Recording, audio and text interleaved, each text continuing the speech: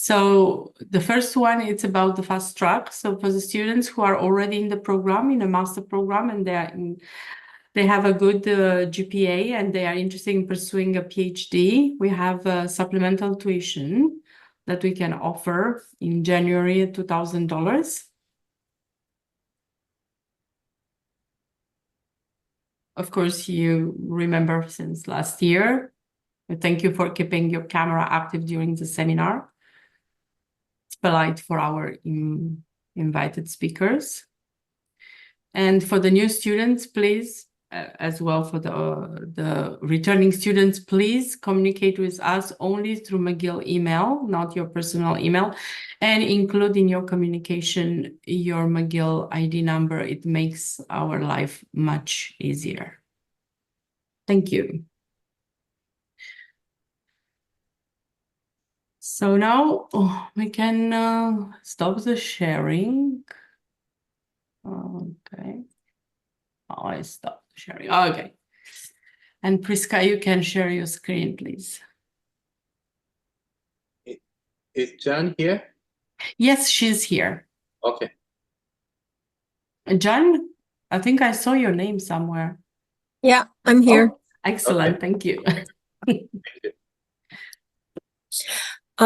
I just want to maybe jump in and add that I only have the presentation that we gave during graduate orientation, but I will try to expand a little bit more on it.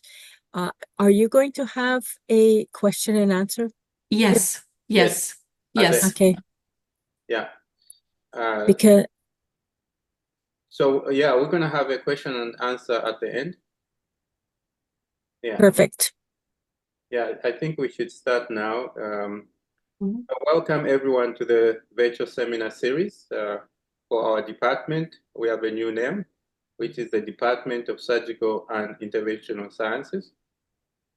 I'll be moderating today's session where we'll explore critical funding opportunities that bridge the gap between academia and industry, as well as the resources available to support researchers at McGill. I think a lot of you have been asking me, where do we get funding? So please take notes. Our first speaker is Dr. Prisca Bustamante Alvarez, who serves as an advisor for business development at Mitacs.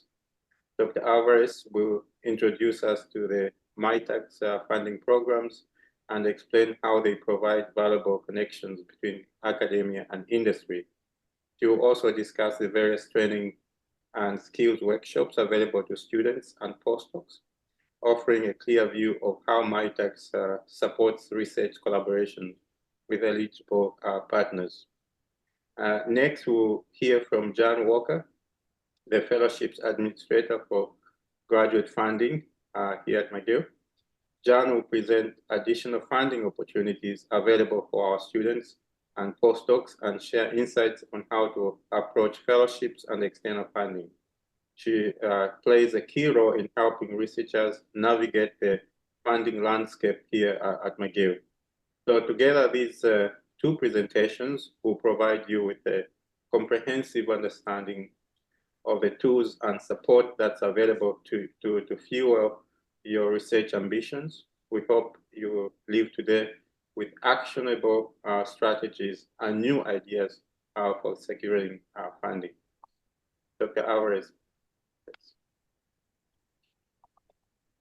Hi, everyone. Thank you so much for the introduction and having me here.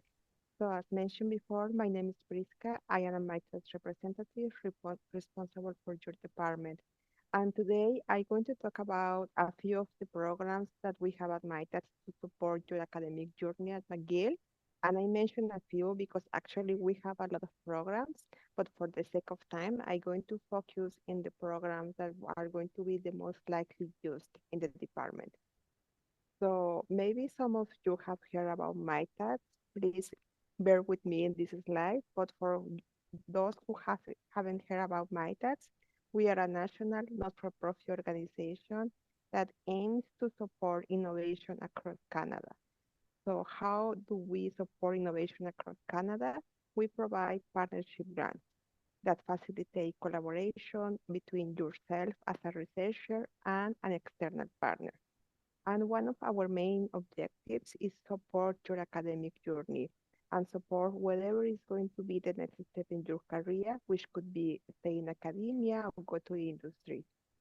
We do all that thanks our fundings who are government, federal and provincial government. So diving into the programs, I want to highlight that we support the entire research and development spectrum. So we have specific programs that support the R&D part, the research part. We are going to dive into detail later on, but just a quick overlook. And we have also a program that supports the D part of the spectrum, the development part of the spectrum that we are also going to dive into that program. But just as a general information about this slide is that we support the entire research and development spectrum, and all our programs are open to domestic and international students, all sectors and all disciplines. So I know that I'm going to be giving a lot of names and numbers today, but if there is one slide that I would like you to remember is this slide. When you think about Mitacs, think about collaboration. We call our programs internships. However, it's not about a standard internship that you go and work in a company for a summer. We are talking about collaboration. So there is always a triangle component that includes yourself as a researcher, an external partner, and a post-secondary institution. So everything about Mitacs is going to be about collaboration. So diving into the program that is going to be the most likely used, our Accelerate program. And I mentioned that it's going to be the most likely used because it's a program that supports research projects between yourself and non-academic partners. It's open from all levels, from undergrad to all the way to postdocs, domestic and international students. And I have that question very often. Yes, it's open to both, all sectors, all disciplines. And here is important part, how the funding works. 50% is coming by the partner and 50% by Mitacs. So it means that the academic supervisor doesn't have to provide any funds. So this is a very nice way to bring further funding to the lab. There is no deadline to apply. However, keep in mind that there is a review process that takes about 8 to 10 weeks. And our success rate is pretty high. It's about 95%. And it's pretty high because the first step that is identifying a non-academic partner is the most difficult step. And also because we are going to be working with you through the application process. So once your application goes to external peer review, we are going to make sure that everything is met and it's very likely that it's going to be accepted. And as I mentioned before, there is a review process. However, there is no deadline. So diving a little bit more about our funding model. So what Mitacs does, we do the matching in a one-on-one basis. We have two units, two funding models. The first one is a unit that is equal to 10,000 in total. So 50% is coming by the partner and 50% by Mitacs. And we require that minimum 10,000 goes for you for a student stipend. The second model is when each unit is 15,000 and it's the same, 50% by the partner and 50% by Mitacs. In this second model, 10,000 should go for a student stipend and the remaining 5 are more flexible. So it can be to top up salaries, it can be for research costs that includes publication, conference, to get any reagents for the lab. So the remaining 5 are more flexible. And this funding model, the way that we work is in units. You can have different of these blocks of these units. And there is a lot of flexibility because each unit can be from 4 to 6 months. And the value can be from 10 or 15,000. So overall, per year, minimum could be 20,000, maximum 45,000. And we have these differences because it allows flexibility. So let's say that if you have find a partner that has a budget of 20,000, we are going to do the best to maximize that budget and have different scenarios with the budget. So as mentioned, you could have different blocks, different units. However, there is a maximum of units depending of your level. Overall, for masters is up to 2 years, PhD up to 4 years, and postdoctoral fellow up to 3 years. And as I mentioned before, Mitacs internship is about collaboration. So we require that at least 25% of the time of the project is spent with the partner or with the university.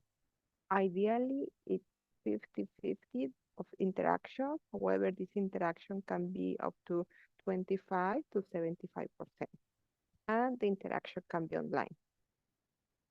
I know that I have been mentioned the word partner, external partner in my previous slide, but who exactly are there? So they can be companies, small, medium, large corporations, Canadian hospitals, municipalities, crowd corporations, and not-for-profit organizations. So overall, there are different type of partners, but this is the list of our eligible partners. Who are not eligible, and I get this question very often, are agencies from the federal and provincial governments. And they are not eligible because we get our funding from them.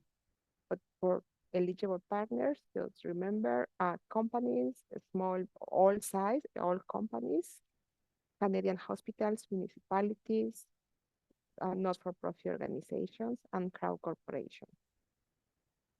So now we are going to switch gears a little bit because as I mentioned at the beginning, Mitacs supports the entire research and development spectrum. So now we are going to dive into the D part. So this is a program that supports projects that there are most post-research. It's all the projects that there are not in the research category that doesn't fall under accelerate. So let's say optimize a process, work in a methodology that has been already developed on the research path, but there is more work to do post-research in the innovation. So we have this program called Business Strategy Internship. I know that the name may sound that it's for business projects or for business students, not, it's all the projects that are post-research. It works pretty similar, however, as Accelerate, it has the same guidelines. It's open from from undergrads to all the way to postdocs, also domestic and international students, all sectors, and the funding model works exactly the same. We have these units that is 10,000 or 15,000, 50% by the partner, 50% by Mitacs. So it works exactly the same. There is no deadline, so applications are accepted all year round. And the units the same, the 4 to a unit of 10,000 or 15,000, and each unit could be the same as from 4 to 6 months. And those projects tend to be a little bit shorter than Accelerate. Therefore, the review process is a little bit faster than Accelerate. But overall, the main difference is that this program supports projects that they are more post-research and everything stays the same.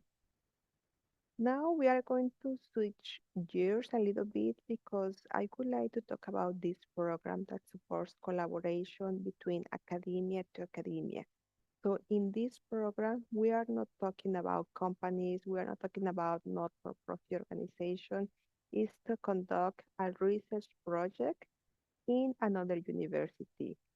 So it's between universities, non-academic partners. So in this case, we need an academic partner who is in another country. It's from 12 to 24-week research projects, and it's open from undergrad to all the way to postdocs. So the travel award is 6,000. Once again, it's from academia to academia. And the process to apply is going to depend on the destination. So we have two options.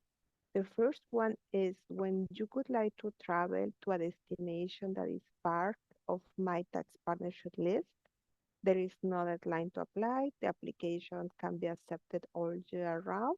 Please keep in mind to apply before you travel, at least 16 weeks before your travel date. So the list of partnership countries can be found on our website. The second option is if you would like to go to a destination that is not part of our partnership list. It's still feasible. However, the application will go through a McGill call that opens 3 times a year. So I will say that I know that this slide has a lot of information. Overall, just keep in mind 6,000 and planning because the application process is going to depend on the destination. So it may be that you would like to travel to a destination that requires to wait for the call that opens 3 times a year. So just keep in mind planning and it's academia to a university in another country. And now I would like to share with you some resources that I found very helpful. The first of them is training, and I took a lot of training doing my PhD. So this training is open to all students. You don't have to be part of MyTech projects to be enrolled in this training. It's very flexible because it's online. It's in all and different Canadian time zones. So it's very likely that you are going to find a time that works for you. And the topics are very diverse since presentation, since how to later on when you need how to build your CV, there is a workshop for that, project management, time management. So there is a wide diverse type of training that you can take. They're free, they are bilingual, open to everyone. If you would like to learn more about this training, I will say just Google Mitacs training. And it's going to show up a portal that you can subscribe and then have a look in the different type of trainings that we offer. The second part of resources that I would like to share is to answer, I will say the number one question that I face and it's how to identify a partner. Because sometimes I see researchers very interested to work in these collaborative projects. However, they are wondering how could they identify a partner. Unfortunately, we don't have a list of all potential partners that can work with MyPets. But what we have is some recommendation that we can provide. And first of them is that you could reach out to any partner, any company that you are interested, that you find that it may be a potential collaborator. I have seen projects that have started by students because they are using a X machine in the lab. So they contact the company and the project starts and the collaboration starts.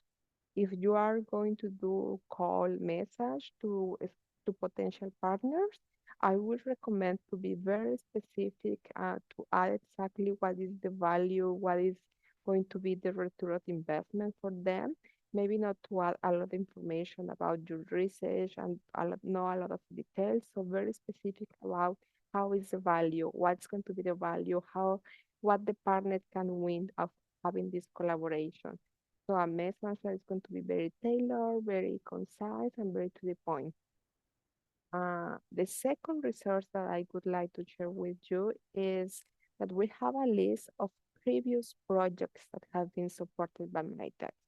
If you go to our website, in the bottom part, you will find a section that is called Success Stories. So if you click there, you can search by different disciplines, by university. You can use the search tab.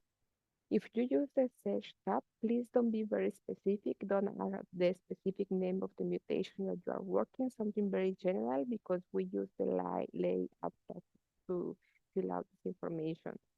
But this is a tool that you can use as a source of inspiration to see the type of projects, the type of partners that have previously worked with Mitacs.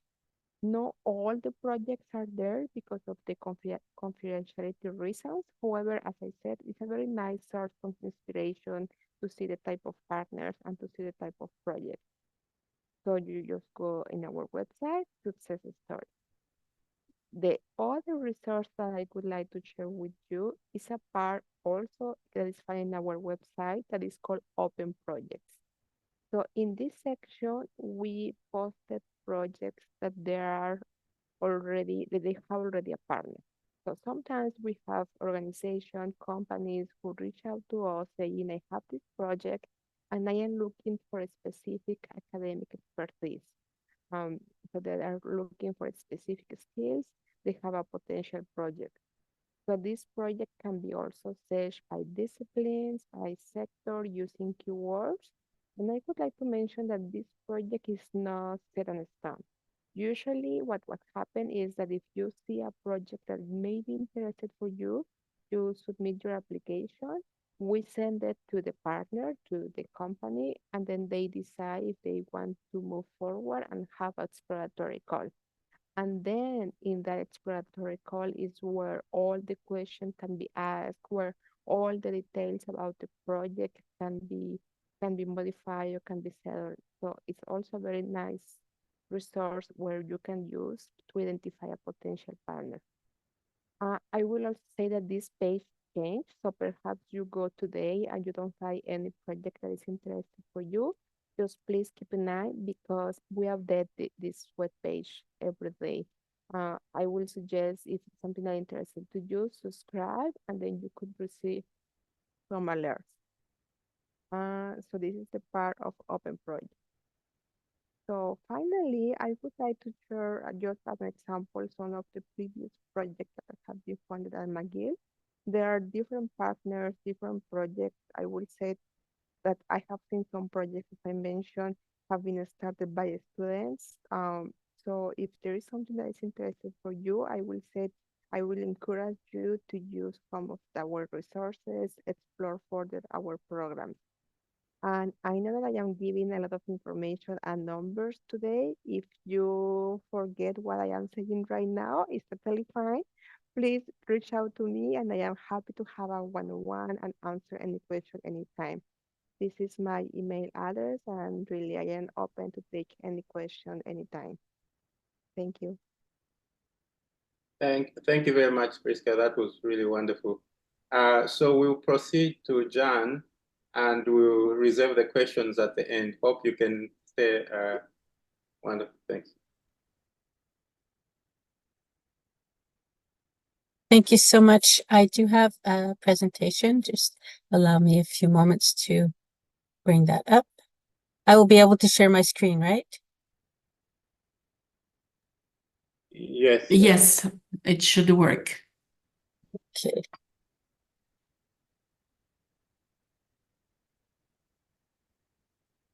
Let's see if I can do this now.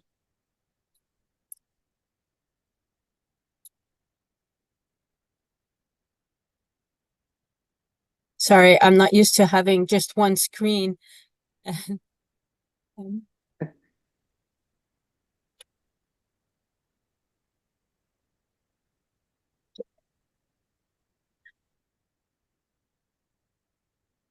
think that worked. Yes.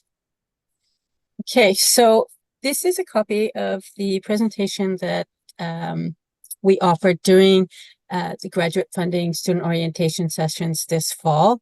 For those of you who are not able to attend, this will be helpful. And for those of you who have seen this before, I apologize, but this is essentially the most important informational session that we give to cover most of our opportunities. So I will just continue with just a little bit of who we are and what we do. We receive a lot of opportunities, a lot of calls for applications or for nominations. And when we receive that through GPS, we make sure that we get that disseminated to you, the students, via either a direct email to you or through your department or academic unit. So that is one of our important roles. We also run competitions for funding, and we offer fair and fair adjudication processes and review processes. I didn't even touch that. Sorry. My computer just did something weird.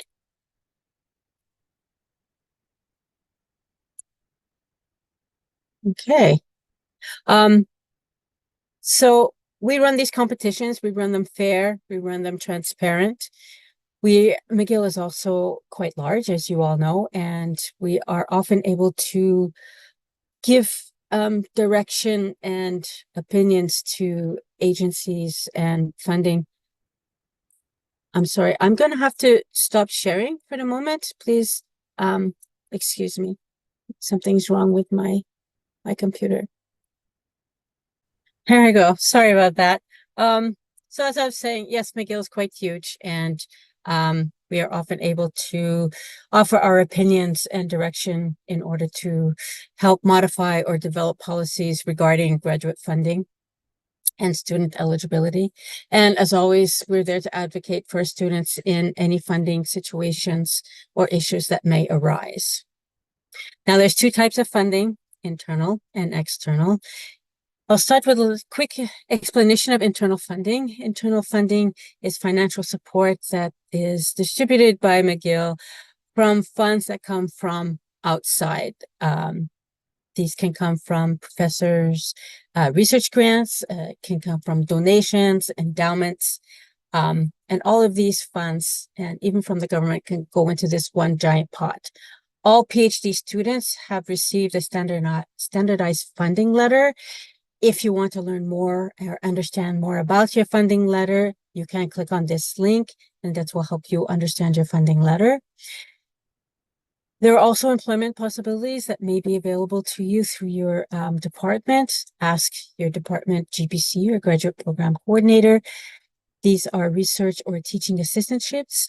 Now be aware that these are employment and they are subject to each corresponding union's collective agreements. This big pot of internal funds is administered through GPS and through a giant algorithm that has been created. These funds are then distributed to each faculty. From each faculty, they then use their own policies and decisions to share their piece of the pie with each department. And then from the department or graduate program, these funds come down to you as is stipulated in your funding letter. This is also the way that information flows. So from you have questions about funding. For the most part, you will go to your graduate program coordinator. That is your first stop for all information or all questions that you have dealing with your funding. From the program, information will flow to the faculty and then back to us, or vice versa. Now, the second type of funding is external funding, and this is more where I'm going to concentrate on. There are two major sources of external funding that is most of the funding for external awards come from these. Federal agencies, NSERC, SSHRC, and CIHR. To be eligible for these federal agency awards, you must be a Canadian citizen, a permanent resident, or here in Canada under the Immigration Act for Protected Persons. You must be nominated by your unit, so all applications, although you apply online, your department will be making a pre-selection for nomination to graduate funding. There is a quota that your department has. There is a quota that McGill has. For the deadlines, I hope for any of the PhD students with us today that you are aware that October 1st is your deadline to submit your online application to the Federal Tri-Agency Awards. So that's either SSHRC, NSERC, or CIHR. For the Master's Tri-Agency Award, your deadline is December 1st. Now, there will be webinar offered, an information session offered for the CGS Masters Award on October 3rd, and I will give more details on that a little bit further. You can visit our webpage. The link is here for more information on both of these awards. Remember, it is important to select the correct funding agency that will match your research. It's not necessarily the graduate program that you're in. It's not your graduate program that you're registered in that will decide what agency you will apply to. It really is the subject topic of your research. The other most common external award that our students apply for is the provincial agency or Le Fonds de Recherche Québec. They offer also master's and doctoral level. They also offer postdoc for any postdocs who are here. Notice the acronyms NTS and SC. They correspond with the three different sectors.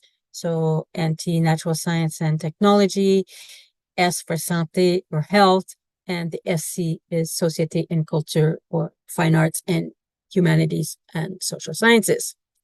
There are no citizen restrictions to these provincial awards. You apply directly to the agency, so there is no pre-selection here at McGill. The deadlines are coming up very quickly for master's, doctoral, and postdoc awards. All the deadlines for these are in the first week of October. There is a recommendation that we make for the FRQ NT and the S for doctoral applicants. Based on past experience and from what we have seen in our success rates, the strongest applicants have good publication records and previous awards that are demonstrated and can also demonstrate really high academic achievement. If you feel that you are not at that level, then if you feel you're not going to be competitive, we do suggest that you wait a year until your CV and your record is a little bit more strong. It's a choice for you. It's just our recommendation. Now, there are also a lot of other foundations or private enterprises that offer student support. Speak with your supervisor. There are your supervisor is a font of information and network. So speak with your supervisor, find out from them if they have any contacts where you can ask for funding. Visit our website. You can Google, especially in the engineering or health sciences. There are a lot of private foundations, private enterprises, companies that will fund student research. Like I said, speak with your supervisors, speak with your senior lab mates or senior classmates. They might have an insight for you as well. There's also travel awards. So it might be a little early if you're just starting, but if you have field research and that's part of your plan, then definitely there are ways in which to fund this. There's internal or external funding opportunities for travel. Most require some type of application. Most common is the Graduate Mobility Award, the GMA. There's the Graduate Research Enhancement Travel Award. Wow, that's a big word. Or the GREAT Award. Talk to your GPC because these are allocated to your department through that internal funding allocation. There is also the Michael Smith Foreign Studies Supplement that is offered, that is available to any CGS holder. A CGS holder is somebody who has a graduate scholarship, Canada Graduate Scholarship from the CIHR, SSHRC, or NSERC. If you hold one of those awards, you would be eligible to apply for Michael Smith Foreign Studies Supplement. Most of these supplement travel awards will offer between $4,000 to $6,000 for usually it's a maximum of 2 terms or 8 months. Each one is different. Please make sure that you read the eligibility requirements and the tenure of each award before you apply. For further information, please visit our website that is linked here. Our information webinars, unfortunately, most of them have already passed. This is a little bit late in the year for our information sessions. However, our slides, our information session slides, the presentation slides are available on our web pages. So please be sure to visit our webpage called Maximize My Chances. There's also links to Graphos and Skillsets who offer writing workshops. I don't know what is still available, if any are still running, because once again, it is quite late in the year. The one webinar that hasn't passed yet, as I'd mentioned, is the CGSM, the Tri-Agency Masters webinar. That's going to be offered, as I said, the 23rd of October at 4 p.m. There is a registration, so please go and register on this webpage, because the link to the Zoom session or team session will be sent only to those who have been registered.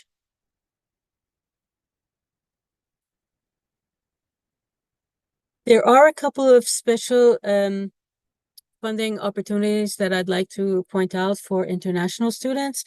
Many international students arrive here and realize, oh wow, you have to be Canadian to get funded. Well, that's not quite true. Obviously, as I've mentioned, the FRQ, the Quebec provincial funding, has opened their doors to all international students from day one, from the day you arrive. So you are all eligible to apply for that. There is also sponsorships that could be available. Now, sponsorship is an agreement that is made between GPS and an international funding agency. It is co-funded by McGill and that agency abroad. It is for incoming or first-year students, and it will usually cover your tuition, your international health insurance, and offer an annual living allowance. To know or find out if there is a funding agreement between GPS and an agency in your country, please follow the link here and see what's listed. Now, I don't know what each agency will have, or each agreement will have a different deadline. I don't know when they are. You will have to check for yourself, because I don't know. These change every year as agreements come to an end, as new agreements are made. So please take the time to visit that webpage. External DFW, or differential fee waiver. First of all, a differential fee, that is the supplement that international students pay that's over and above what a Quebec student would pay in their tuition. A waiver means you're not going to get charged those international fees. In order to apply for an external DFW, you have to see if the Quebec government has an agreement with your country. The countries listed, again, on this Quebec webpage. They change, again, every year as agreements are made, ended. So check to see if your country has an agreement with Quebec. Again, beware, deadlines vary by country to country. So please, once again, international students, take the time to see if there is an agreement available for you. Internship opportunities. Mitacs has already been speaking today. Thank you very much. That was very interesting and very helpful. But also there is an internship it's called a doctoral internship, the DIP, and it is available to even in-course students. So check out our DIP webpage.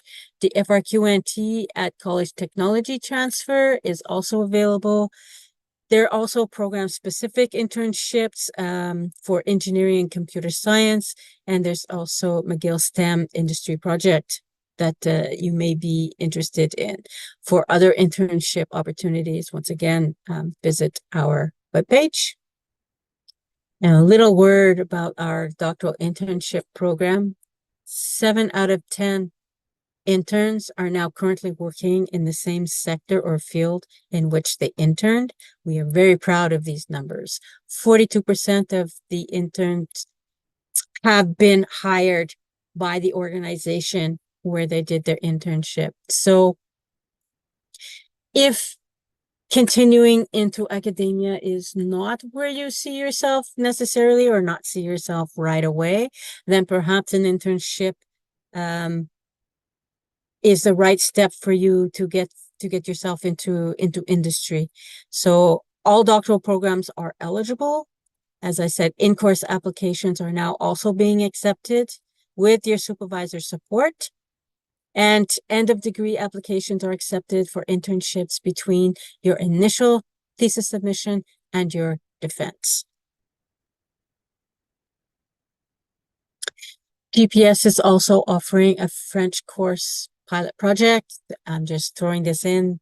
All doctoral students and master's FRQ holders are eligible for this course. You can develop your French oral and written skills.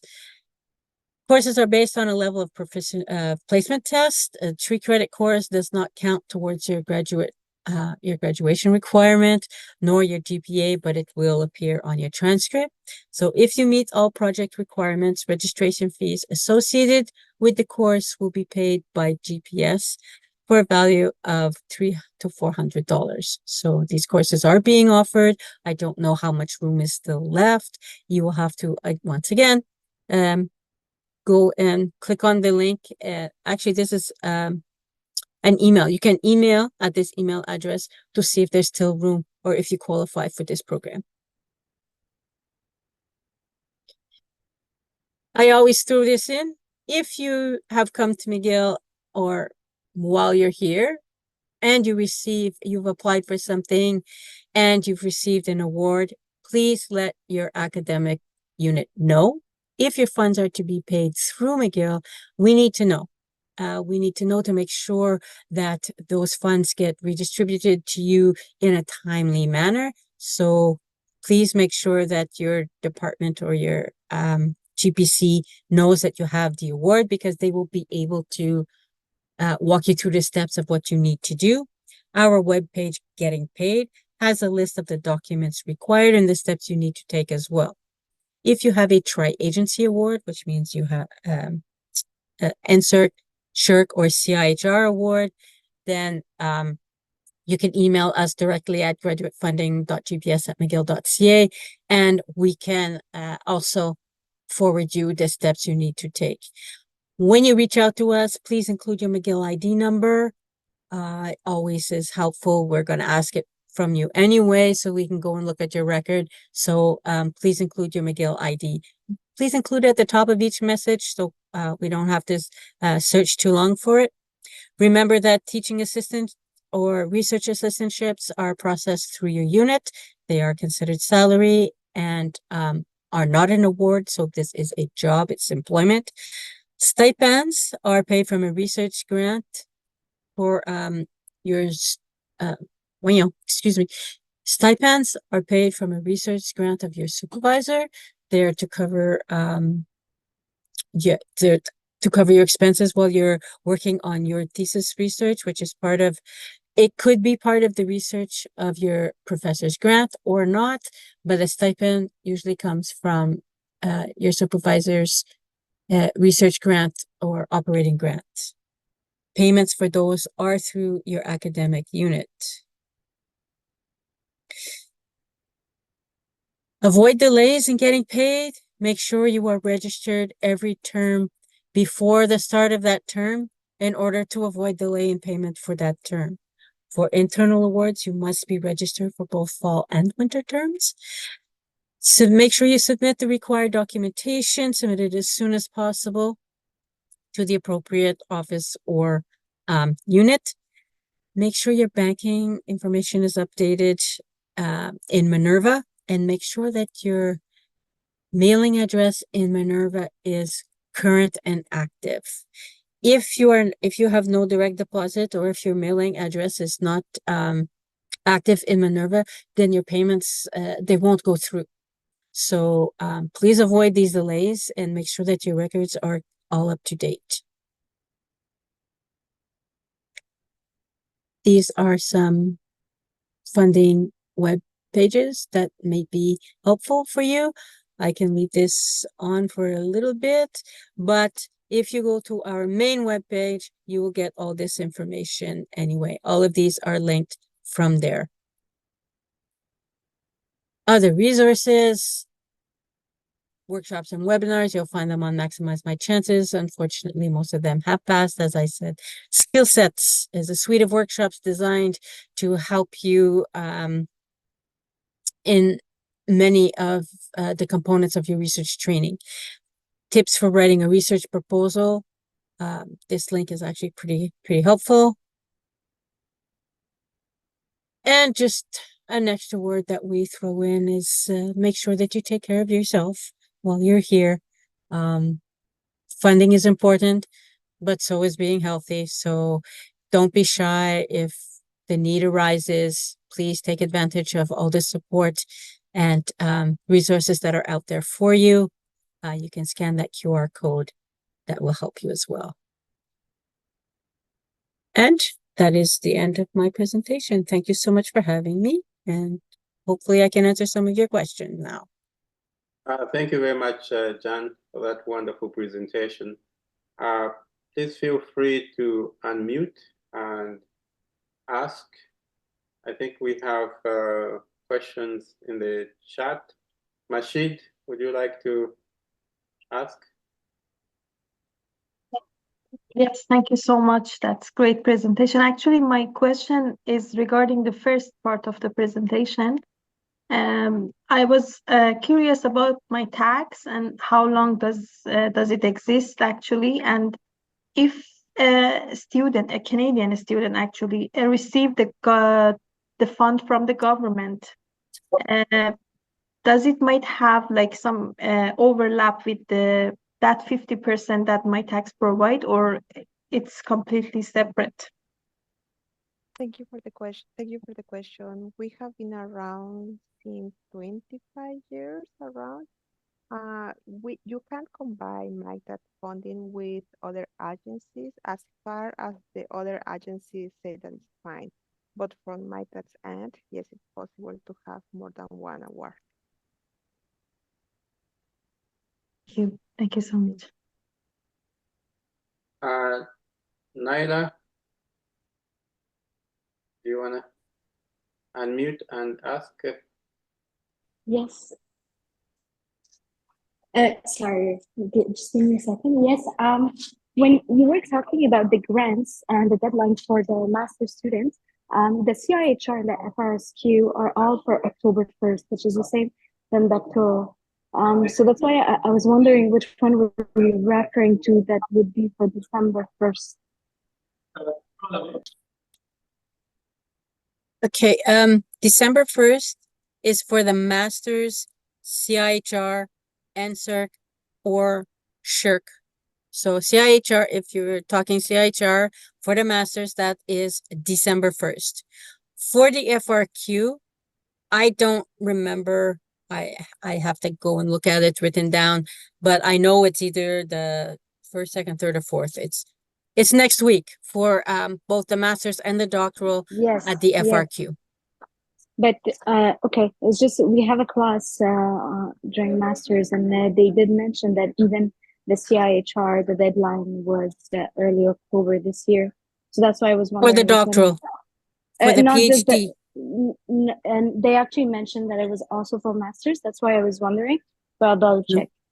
Okay. No, okay. I can assure you, for the master's CIHR, it's December 1. Excellent. Thank you so much. You're welcome. Thanks. Any other questions? Jonathan?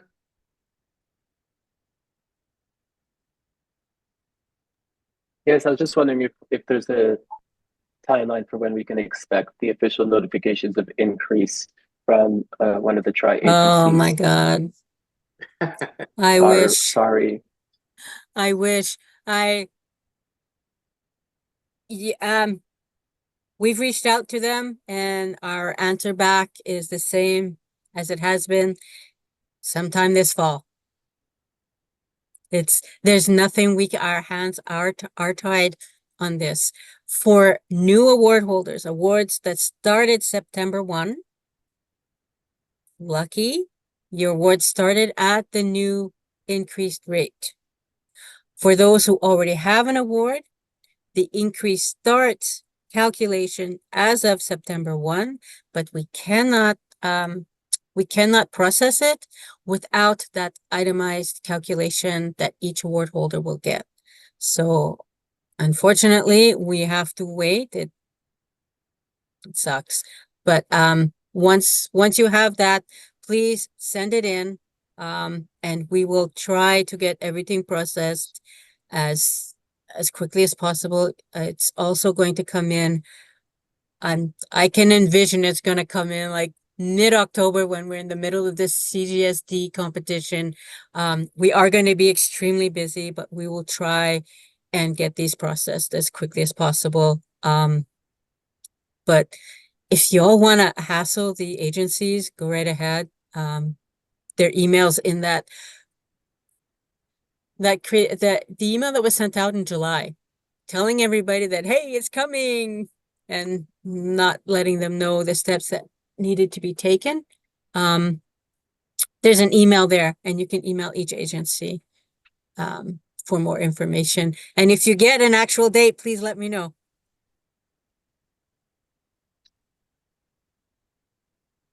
Yeah, well, wonderful. So,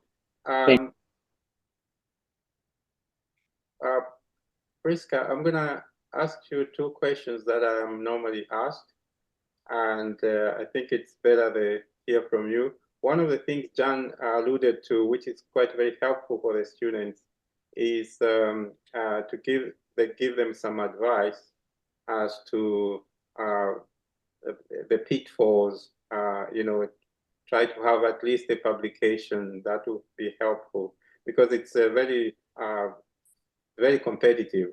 And so what are some common pitfalls students should avoid?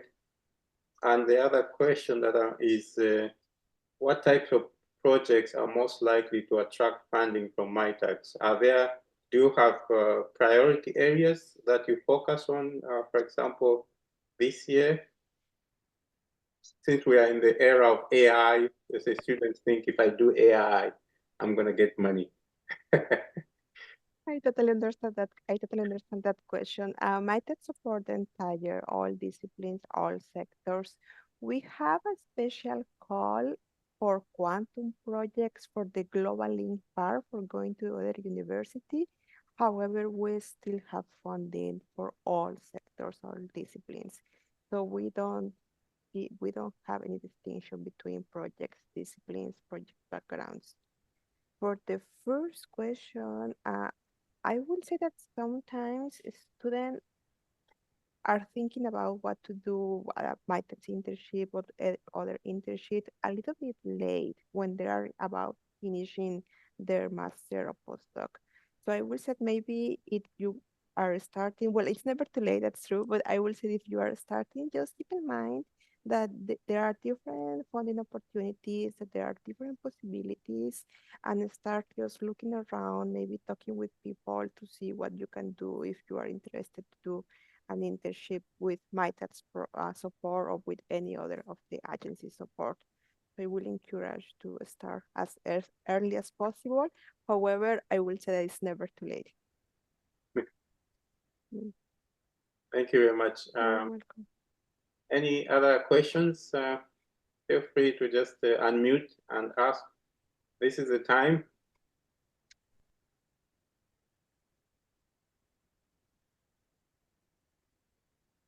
So if there are no more questions, I'd like to thank Prisca and John for the wonderful presentations. This is the first of, since we are called Surgical and Interventional Sciences. So thank you very much. And thank you everyone for participating. And if you have any questions, please go to John and Prisca and just leave me out of it. Bye, everyone. Thank you. Thank you.